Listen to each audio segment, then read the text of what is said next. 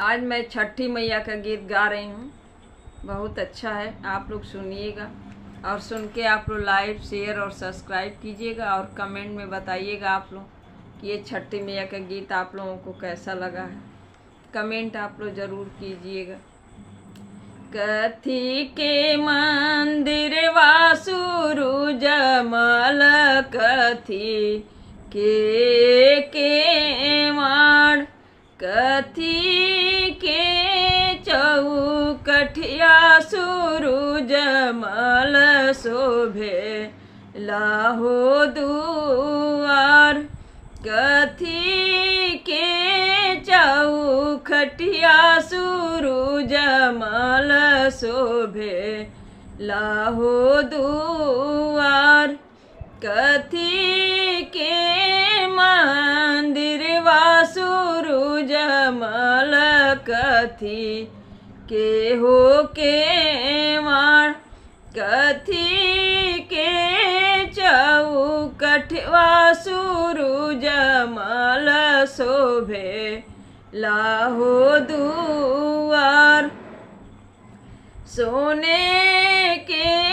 मंदिर वासुरुज मल रूपे लागल के माण, चंदन के चौकठिया सूरुज बाबा शोभे लाहो दुआर, सोने के मंदिर वासुरुज बाबा रूपे लागल के माण, चंदन के चौकठवा सूरुज बाबा शोभे लाहो दुआर, लिपता लिपता सूरुज मल हाथ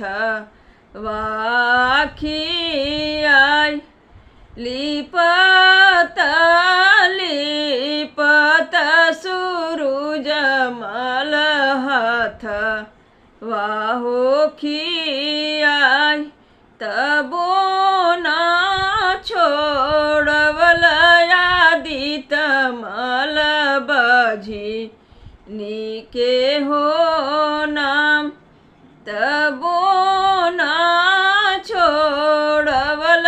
आदित मल बझी नीके हो नाम, सासू मोर्या मरली सूरुज मल ननदी गरियाय, सासू मोरा मारी सूरुज मल ननदी गरियाय, गोतिनी बैरनिया सूरुज मल बझनिया कही बुलाय, गोतिनी बैरनिया सूरुज मल बझनिया कही बुलाय, चुप हो रह तिरिया पोछ आपन लोर, चुप हो तिरिया पोछ आपन लोर, तोहरा के देवो ये तिरिया गणपति ऐसन हो लाल, तोहरा के देवो ये तिरिया गणपति ऐसन लाल, सासू तोहरे मनिहे ये तिरिया नदिया मांगी है नेग, सासू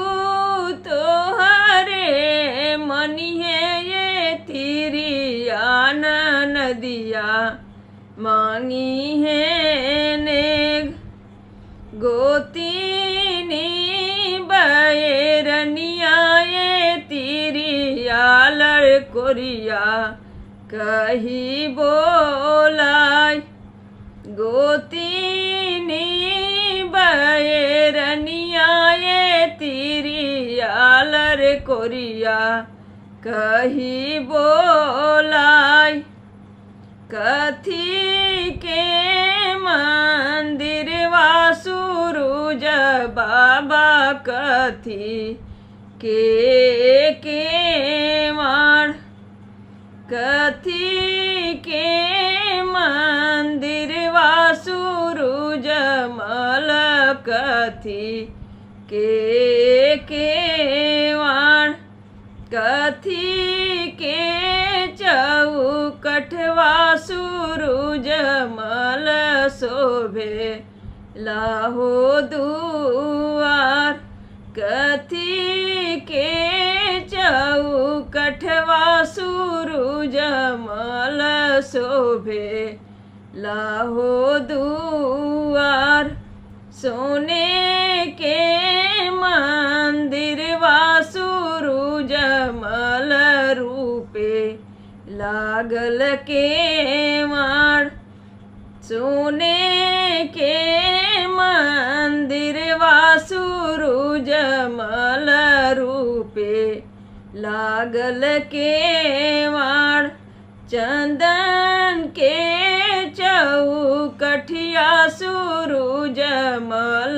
शोभे लाहो दुआर चंदन के चौकठिया सूरज मल शोभे लाहो दुआर।